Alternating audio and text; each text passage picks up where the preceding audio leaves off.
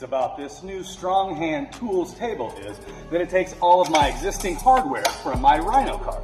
So you can share all the clamps and literally lock everything in at any angle.